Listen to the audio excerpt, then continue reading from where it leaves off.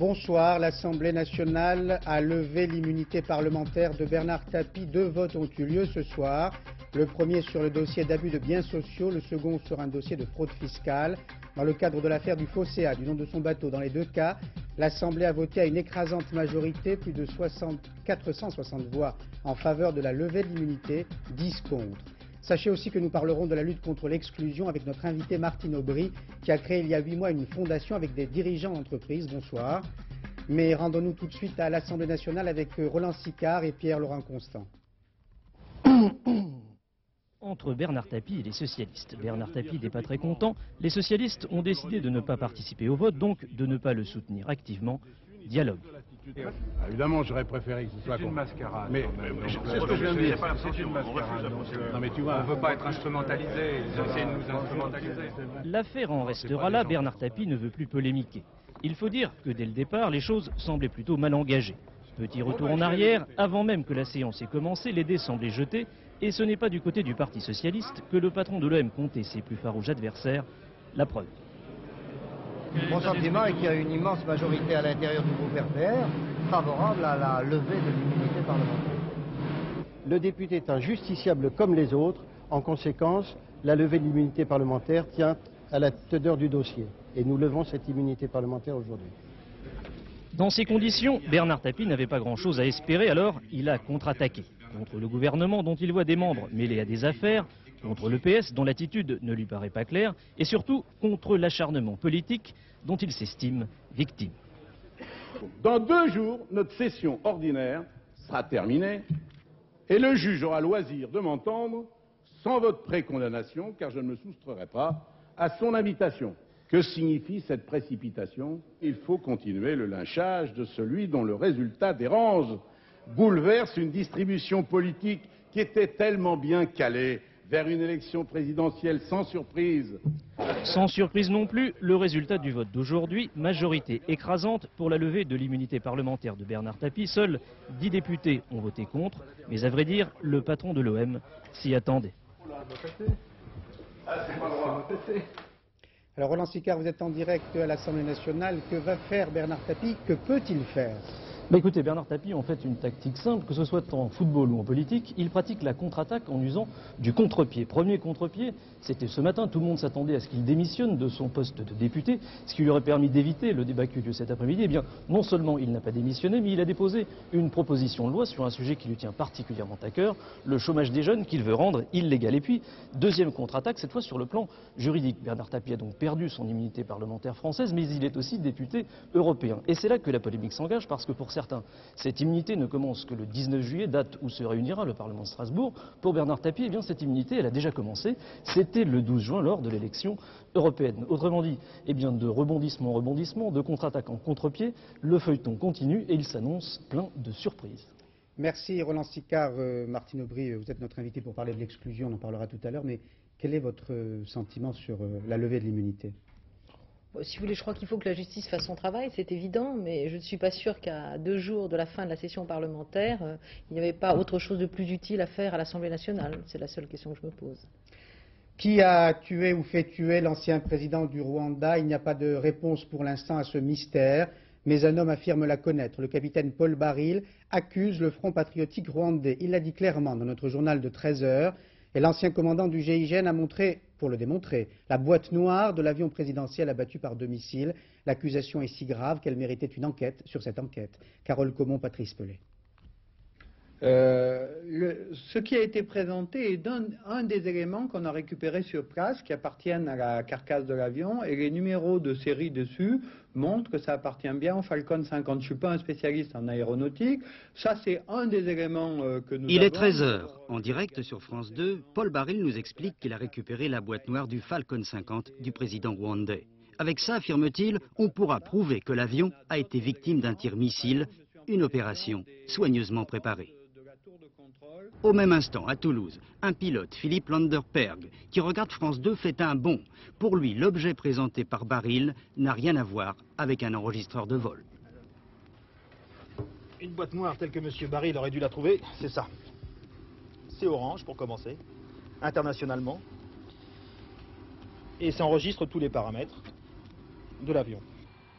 Et il a raison. Ce qu'a présenté Paul Baril, c'est un boîtier d'antenne radio-compas. Sur le Falcon 50, il y en a deux. Le radio-compas Oméga sert à aller d'un point à un autre. Entre deux balises, l'avion garde son cap. C'est un appareil inerte qui ne contient aucune information.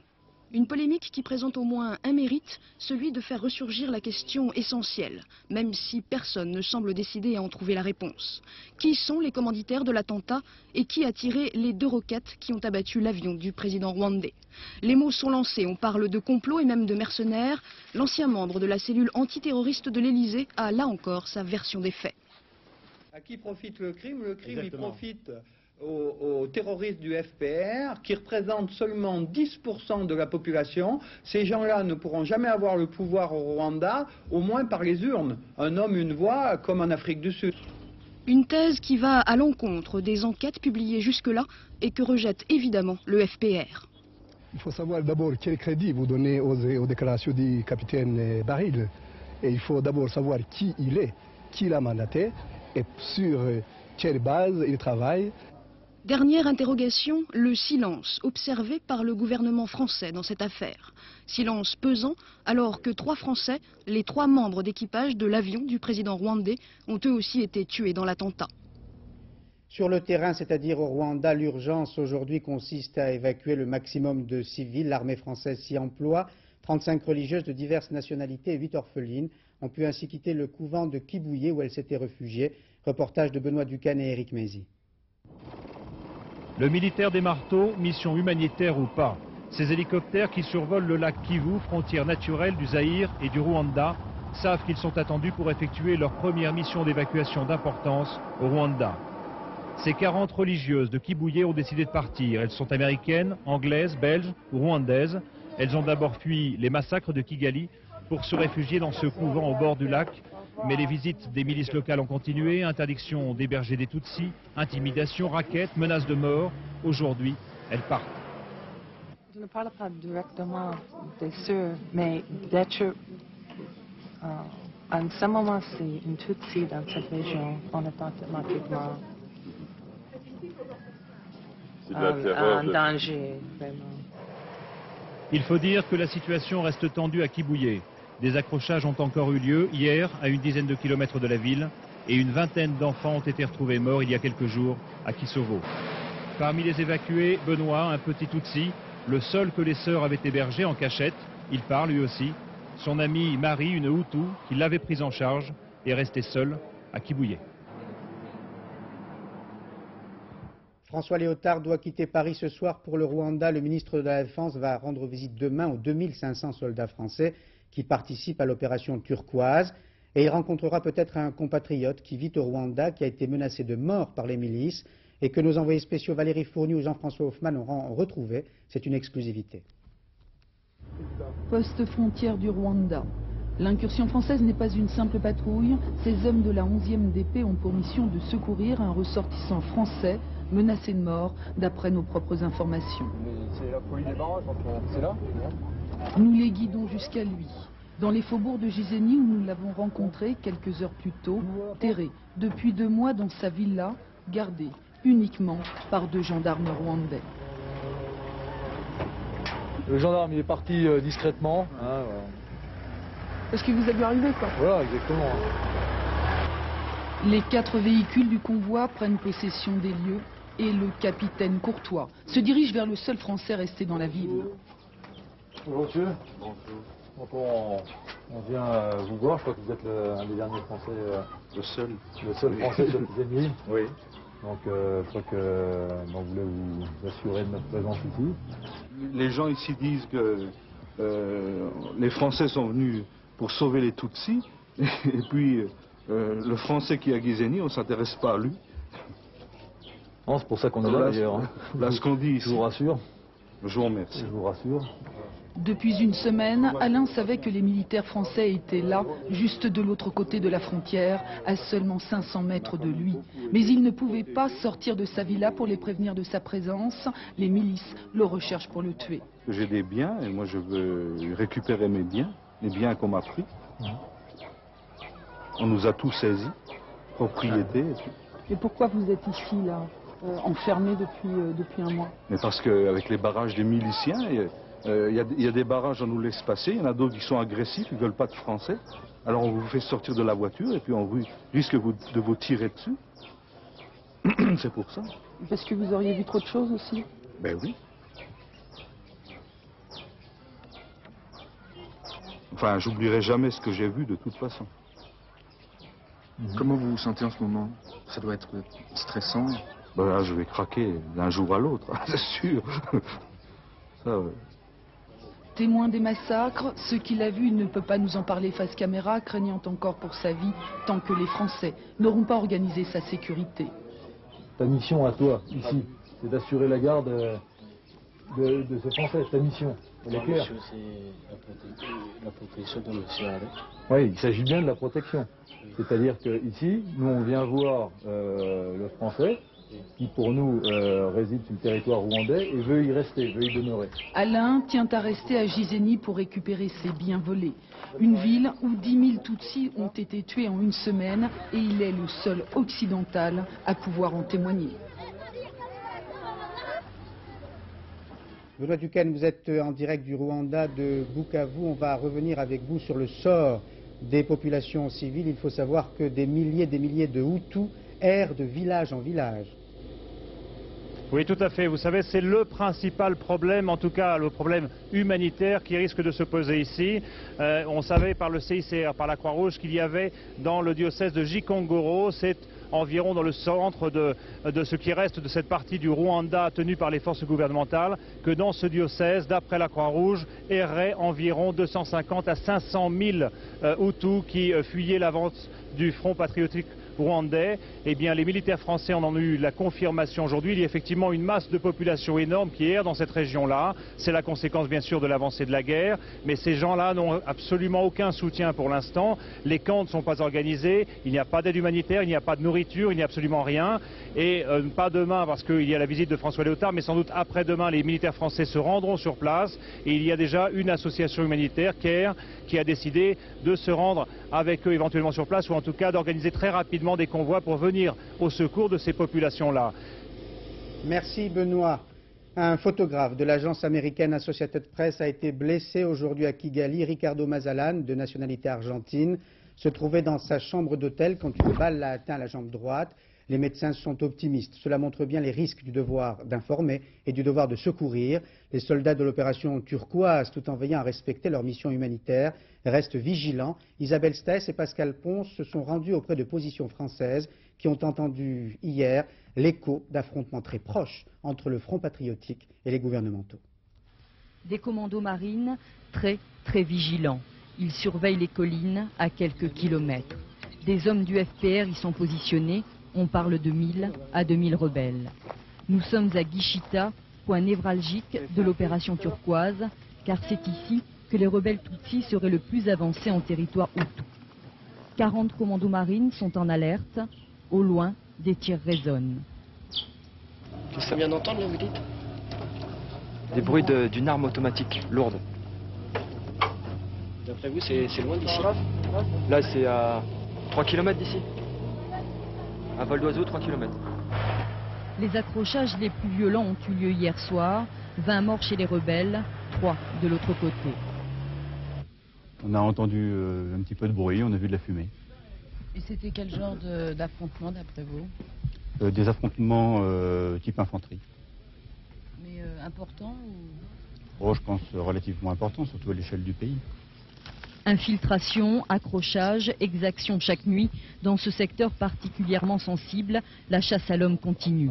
Un peu partout, les traces des massacres, comme ces charniers, à proximité des maisons détruites. Il y a toujours à proximité des maisons démolies, comme ça, on en trouve quelques-uns. C'est l'odeur qui nous guide, évidemment.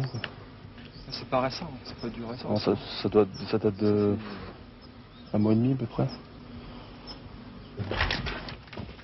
Les combats, les gens qui ont été massacrés dans le coin ont dû être mis dans des fosses communes. Ils ont dû faire une galerie comme ça et rejeter la terre ici et empiler les corps. Loin des discours de bienvenue qui les ont accueillis à leur arrivée, Les militaires français se retrouvent maintenant face aux réalités de la guerre qui déchire le Rwanda. Avec l'avancée des rebelles, ils ne sont pas loin d'être en première ligne. En France, les dirigeants du RPR se sont montrés étrangement silencieux aujourd'hui après l'intervention hier soir sur France 2 du Premier ministre. Les parlementaires RPR avaient prévu de se retrouver ce soir à Paris et de recevoir la visite d'Édouard Balladur. Ça tombait bien. Retrouvons Jean-Baptiste Prédaly et Bernard Puissesseau à la Maison de la Chimie. Ça marche? Ah ouais. Je vais laver les mains. Vous voulez vous laver les mains?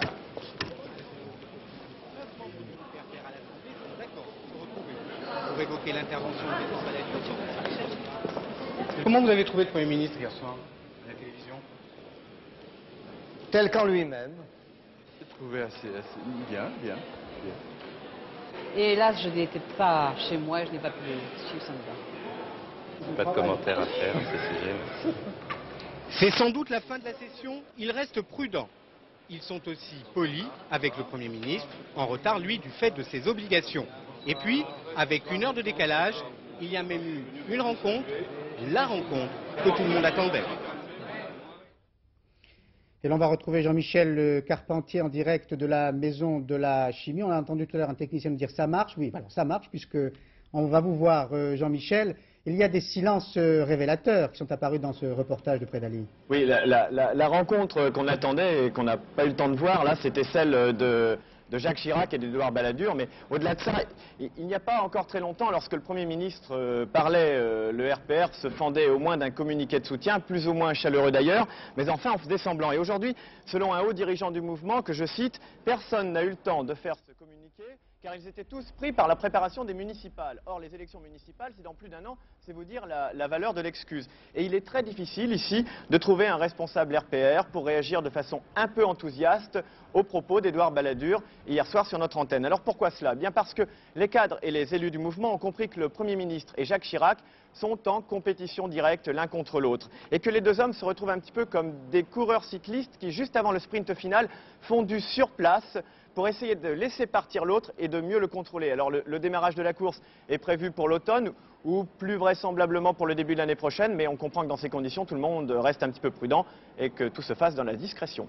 Merci Jean-Michel. S'il y a eu quelques hésitations dans la diffusion du reportage, c'est que la réunion vient de commencer, mais l'image de la rencontre, on l'aura, j'espère, dans le dernier journal. Absolument. Merci. Ce qu'on retiendra essentiellement des propos d'Édouard Balladur, c'est son espoir d'inverser la courbe du chômage dans les 6 mois qui viennent. Est-ce possible? L'enquête de Léo Lamberton et Frédéric Rota. Espérer, toujours espérer. En matière de chômage, Édouard Balladur ne promet pas, il souhaite.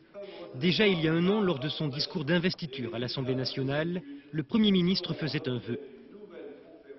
Il s'agit de faire en sorte que le chômage, qui, ainsi que je l'ai déjà dit, progressera inéluctablement cette année, soit stabilisé à la fin de 1993 et qu'une décrue puisse être ensuite amorcée. Espoir déçu, depuis 1 an, le chômage ne s'est pas stabilisé. Mois après mois, il ne cesse de progresser. Mais Édouard Balladur ne s'avoue pas vaincu. 1 an plus tard, il continue toujours à espérer. La pente sur l'année sera une diminution, à mon avis, considérable, qui nous permettra, je l'espère, de stopper la croissance du chômage dans les 6 mois qui viennent. Je l'espère. Certes, cette année, les choses semblent mieux amorcées. La croissance annonce meilleure que prévu. On parle de 1,8% en 1994. Tous les experts sont d'accord sur le chiffre, mais pas sur ses répercussions en matière de chômage. En effet, les perspectives de reprise sont plus fortes qu'anticipées, de sorte que le chômage s'aggraverait beaucoup moins en 1994 qu'il ne l'a fait en 1993. Pour vraiment obtenir une stabilisation du chômage ou un reflux du chômage, il faudrait une croissance qui soit de l'ordre de 3%, plus que cela. Et c'est difficile d'attendre cela avant le second semestre 95 ou l'année 96. Alors, Édouard Balladur peut-il raisonnablement espérer une stabilisation, voire une décrue du chômage dans les 6 prochains mois? Personne ne peut le dire avec certitude. Mais tous sont d'accord sur un point, l'espoir permet au moins d'avancer. Alors, décrue ou pas, et la question s'adresse à Martine Aubry, ancien ministre du Travail. Quel est votre avis? Je crois qu'il serait d'abord temps, effectivement, que le chômage décroît. Je crois qu'il faut se rappeler que le chômage s'est accru de 340 000 depuis que M. Balladur est au pouvoir en un an, soit 3 fois plus que l'année dernière. Donc si ça commence à décroître, ça ne sera pas un exploit. Ce sera la conséquence de la croissance. Et je regrette d'ailleurs que le gouvernement ne l'ait pas accompagné, mais l'ait au contraire ralenti en prélevant 80 milliards aux ménages pour les transférer aux entreprises. L'augmentation du chômage explique en grande partie l'augmentation d'un fléau qu'on appelle l'exclusion. Vous avez créé, avec plusieurs dirigeants d'entreprises, une fondation pour lutter contre ce mal d'exclusion, pour tenter de mettre en relation ceux qui cherchent du travail avec ceux qui pourraient en offrir. Avant d'en parler, illustration avec Guylaine Chenu et Claude Sicard dans un quartier difficile de Marseille. C'était l'école maternelle de la cité de Bassins. Faute d'élèves, elle a fermé il y a 2 ans. Depuis, elle a été minutieusement cassée et pillée. Rania vient régulièrement ici. Elle y a donné des cours aux enfants de la cité. Aujourd'hui, il n'y a plus que des gravats. Son rêve, son projet, serait d'aménager un restaurant et un espace pour les habitants. On ne peut pas vivre dans un quartier pareil en se disant qu'on doit rester les bras croisés. Il faut faire quelque chose. Il faut refaire revivre cet endroit. Il faut absolument le faire revivre. Sinon c'est le miroir à feu lent, quoi. On va tous mourir ici. Sans avoir rien fait, c'est pas possible. Cette cité de Bassins, c'est toute sa vie. Elle y a grandi avec ses 10 frères et sœurs. Rania est à la fois une exception et un exemple. Dans sa famille, sur le mur d'entrée, trône son diplôme du baccalauréat et sa maîtrise de gestion. Et pourtant, toujours pas de travail. Plus de 200 curriculums envoyés et à chaque fois, la même réponse. Elle habite à Bassins, c'est un quartier qui n'est pas très... Je me demandais vraiment si je ne devais pas inventer une autre adresse d'ailleurs. Parce que c'est vraiment pénalisant d'habiter ici? Alors c'est complètement pénalisant. De ce côté-ci, à Bassins, il y a plus de 80% d'inactifs. De l'autre côté de cette voie rapide, une zone industrielle. Lentement, une passerelle commence à se matérialiser entre ces deux mondes. 2 jeunes diplômés viennent d'être embauchés dans cette entreprise qui fournit des repas pour les cantines. On s'intéresse aussi au diplôme de Rania et à son projet de restaurant. Mon métier tous les jours consiste à restaurer 15 000 enfants qui appartiennent à une quarantaine de populations différentes. Donc ça me permet, en intégrant des jeunes diplômés de toute origine, d'être véritablement dans l'adéquation de ce qu'attendent nos convives par rapport à notre métier qui est un métier de service. Depuis 5 mois à Marseille, la Fondation a réussi à lancer ainsi quelques ponts entre des entreprises et des cités. Des ponts encore très fragiles et qui demandent à chaque fois la force d'une volonté économique et politique.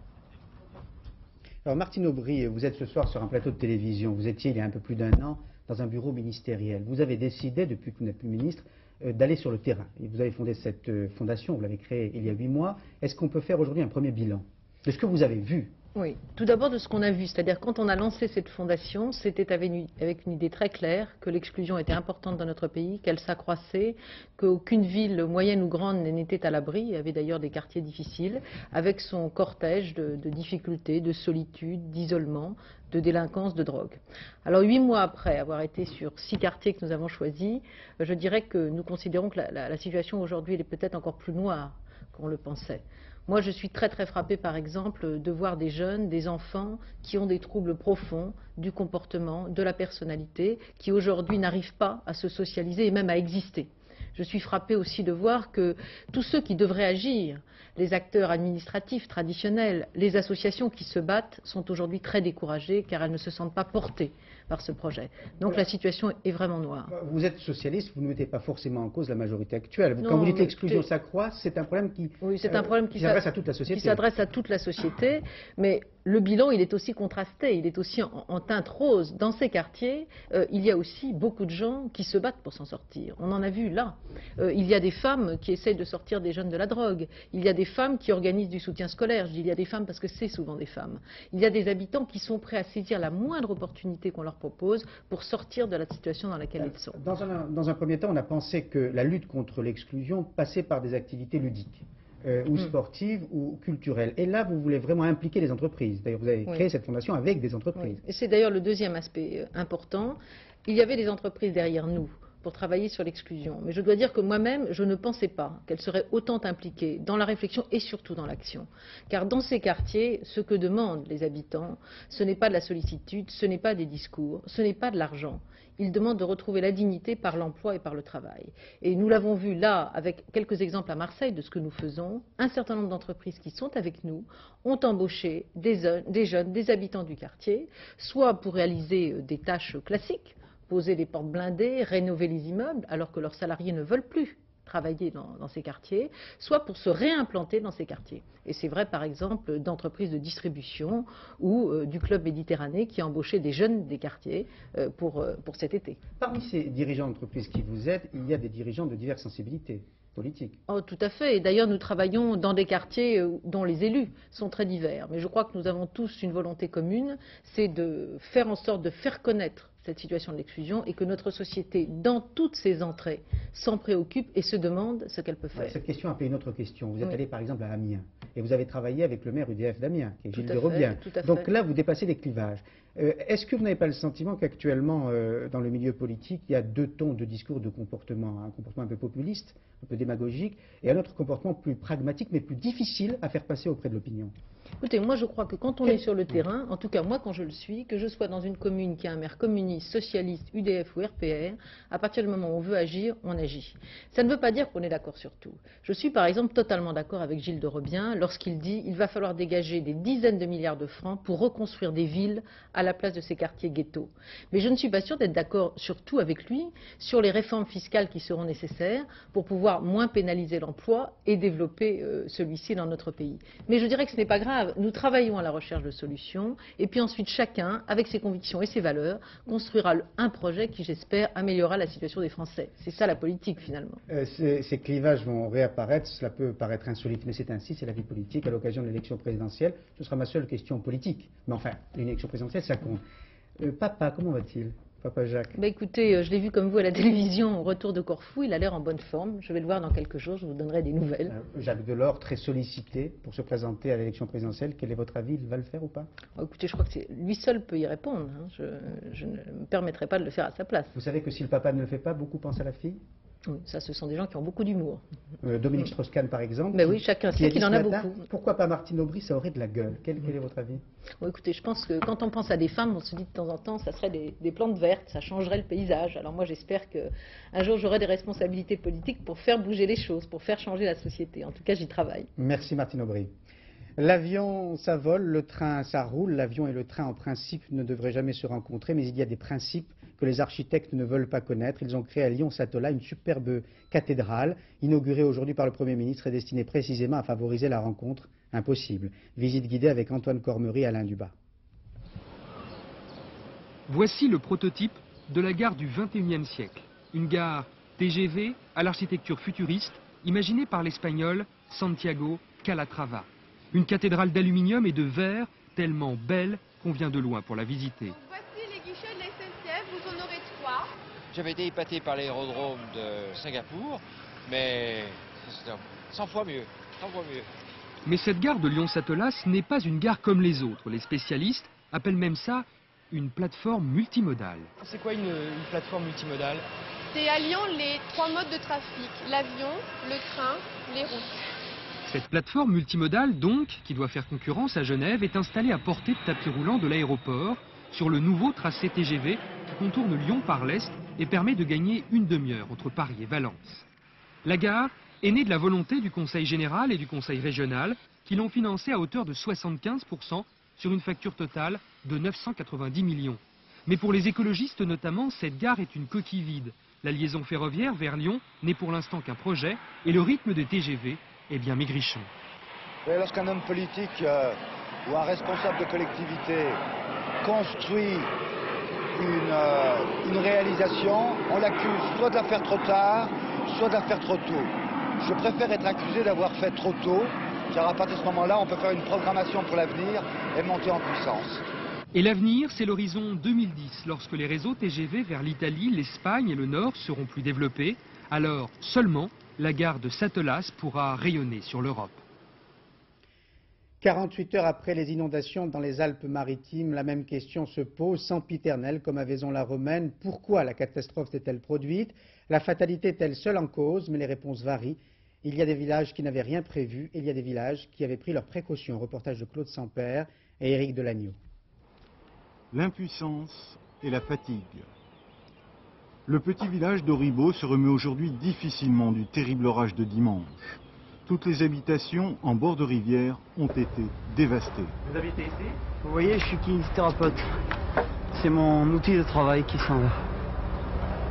Je suis le kinésithérapeute du coin. J'ai plus rien pour travailler. C'est tout. Plus rien. Le désespoir et les questions. Comment expliquer que l'on ait construit encore tout récemment en pleine zone inondable? Pour les autorités, le maire en tête, on ne peut rien faire contre la fatalité. On subit une catastrophe qui est totalement imprévisible. Même dans les gens qui se mettaient dans les conditions les plus pessimistes ne pouvaient pas prévoir une telle catastrophe. Dans d'autres communes du même département, les élus ont une attitude tout à fait différente. Exemple, le village de Gatière en bordure du Var. En 1981, toute la partie basse de la ville a été noyée sous les eaux. C'était tout inondé par là. Vous n'avez pas ici en bas, dans le Var, pas ici. De la boue, des choses comme ça. Et... Ça avait fait glisser une partie de la colline et j'avais un olivier qui avait glissé, qui était devant le portail. Tout debout. Depuis, la commune a établi toute une série de canaux pour l'écoulement des eaux. Coût total, 3 millions de francs. Il faut réaliser des ouvrages qui évitent aux biens et aux personnes d'être touchés par des phénomènes, c'est vrai, assez exceptionnels. Mais disons que nous sommes confrontés de plus en plus à ces phénomènes, donc l'exceptionnalité devient quelque chose de moins juste. Un maire qui prend en considération les risques d'inondation, un maire qui résiste aux pressions immobilières, il y en a malheureusement peu. Sur les 8500 communes qui présentent des risques d'inondation en France, seulement 625 ont pris des mesures concrètes. Et l'on ouvre la rubrique sportive avec deux retours spectaculaires. Le premier du Britannique Nigel Mansell. Il revient à la Formule 1. Il va piloter la Williams-Renault. Il a même testé cet après-midi sur le circuit de Brands Hatch en Grande-Bretagne. Et il est satisfait. Elle est conforme à mes attentes, a-t-il dit, et même un peu mieux. Il disputera dimanche le Grand Prix de France sur le circuit de Nevers-Manicourt. On va rester justement en Grande-Bretagne avec l'autre retour, celui du Français Guy Forget, qui est actuellement 1130e joueur mondial et qui s'est qualifié pour les quarts de finale à Wimbledon. François Brabant. 9h du soir à Londres, ça fait 10h du soir à Paris, bref, ça fait tard pour jouer au tennis.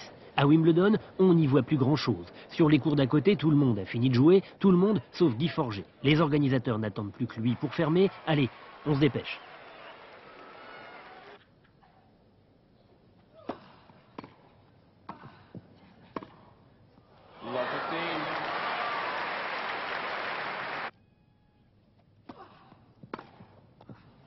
Et voilà le travail. 5-1 dans le 4e set, Guy Forget va pouvoir finir avant la nuit. Jeremy Bates, l'anglais, n'est pas si pressé. Le public britannique aimerait bien que ça dure un petit peu plus aussi, mais c'est Forget qui va servir. Et le miracle continue. Forget n'était plus rien, il est en quart de finale à Wimbledon et beaucoup de choses, soudain, l'amusent. Par hasard aujourd'hui, alors que j'ai gagné 4 matchs, mais bon, c'est à Wimbledon. Je sens que les feux sont braqués sur moi, je reçois des fax, des télégrammes, tout de suite je reprends du service, donc là c'est un petit peu marrant, mais alors que je suis pas plus intelligent maintenant qu'il y a un mois. Plus intelligent, peut-être pas, plus heureux, ça, c'est sûr. Et l'on passe à la Coupe du Monde de football avec une terrible déception pour l'Italie qui a fait match nul contre le Mexique, un partout. Le Mexique s'est qualifié, l'Italie devra attendre pour savoir si elle se qualifie pour le prochain tour. Thierry Clopo. Le premier but, il est italien. Début de deuxième mi-temps. Le réalisateur américain est endormi et c'est Massaro sur une passe de Baggio qui bat le petit gardien mexicain Campos. L'Italie est alors qualifiée grâce à ce but de l'attaquant Milan. 58e minute de jeu, réaction d'orgueil des Mexicains et c'est Bernal décalé qui ne laisse aucune chance au goal de la Squadra Azzurra. Score final 1 partout Le Mexique est qualifié pour les huitièmes de finale. Les Italiens, eux, sont pratiquement éliminés. Il leur faudra attendre ce soir le résultat d'Air-Norvège.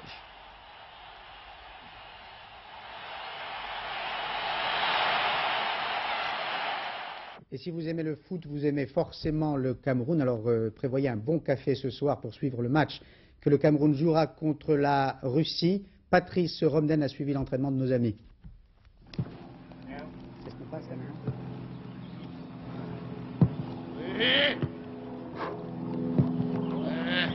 Les rugissements d'Henri Michel suffiront-ils à réveiller les lions indomptables contre la Russie? Mystère. Ces jours-ci, l'équipe du Cameroun s'est entraînée à dose homéopathique. 1 heure quotidienne, au-delà le soleil épuise l'organisme. Après la défaite contre le Brésil, 3-0, 2 impératifs. D'abord, peaufiner la récupération, ensuite, réparer les dégâts psychologiques. Je crois qu'il faut avoir référence le match contre la Suède, où on était capable de revenir au score, on a été capable de mener au score. Il faut avoir ça en tête.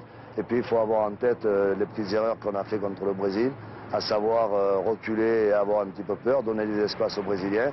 Et ça, c'est mortel, c'est ce qui nous est arrivé. Le problème, c'est que la Russie, malgré 2 défaites en 2 matchs, se trouve dans la même situation que le Cameroun. Là, il faut vraiment se méfier, savoir qu'eux, ils ont aussi une carte à jouer et qu'ils vont se battre aussi pour pouvoir arracher un résultat. Photo de famille sur fond de pelouse californienne. Il ne tient qu'aux Camerounais de faire en sorte que ce ne soit pas la dernière. Ils savent que tout les retient ici, à commencer par l'accueil des Américains et la quiétude de l'université Sainte-Marie où ils se préparent et dont le cadre force à croire, à espérer. Les Camerounais doivent battre la Russie s'ils veulent être présents au 2e tour de cette Coupe du Monde. Dans le cas contraire, d'aucuns diront que l'épopée de 1990 n'était qu'un feu de paille et c'est sans doute ce genre de commentaires qui les affecterait le plus.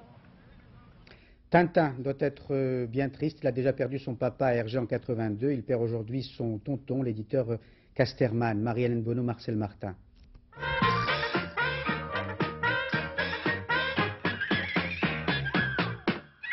Qu'est-ce que ça suggère pour vous, Casterman?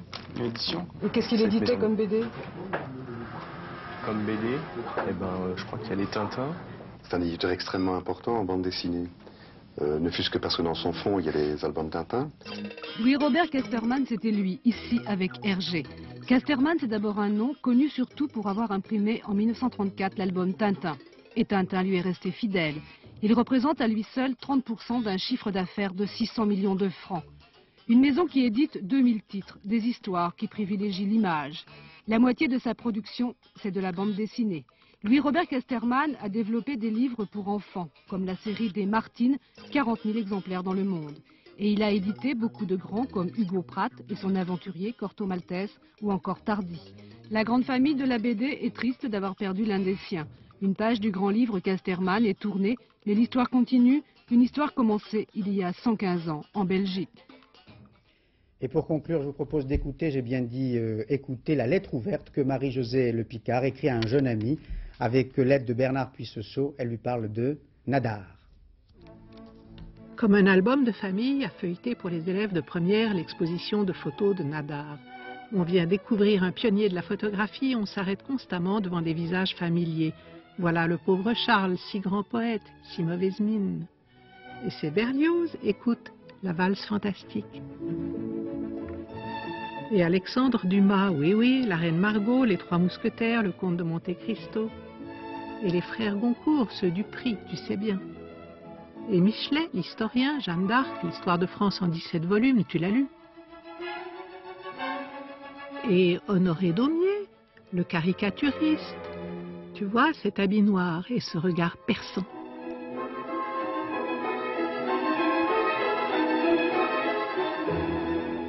Et c'est la jolie Sarah, 20 ans à peine en 1864. Mais ton arrière-grand-mère l'a vu jouer l'Aiglon avant la guerre de 14. Que de célébrités, mais Nadar, photographe amateur, était journaliste et caricaturiste. De quoi se faire un joli cercle de relations. Ce qui intéressait Nadar au départ, c'était, à la suite de son panthéon lithographié, de représenter les grands hommes de son temps, que ce soit des littéraires, que ce soit des musiciens, des hommes de théâtre, il y en a beaucoup dans l'exposition, des peintres, et puis aussi quelquefois les grandes femmes de son temps, comme George Sand, l'écrivain, à qui il vouait une véritable adoration. Visage connu, visage d'inconnu, dont il ne reste que les prénoms Finette, Maria, tous photographiés dans son jardin à la lumière du jour, portraits, mais pas seulement de visage. Dans quelques instants, Sophie Davant, de face, vous annoncera le temps pour demain, notamment des orages à nouveau et sans doute de la pluie dans l'est du pays. 20h55, rive droite, rive gauche de Philippe Labro, avec un bouquet de stars, Depardieu, Nathalie Baye et Carole Bouquet. 22h50, Bal et Masque, le dernier numéro de la saison, j'ai bien dit de la saison, de Mireille Dumas. Minuit, le dernier journal de Philippe Lefebvre. Demain 13h, Daniel Bilalian. Je vous retrouverai demain soir à 20h pour un nouveau journal. Bonne soirée sur France 2, bonsoir.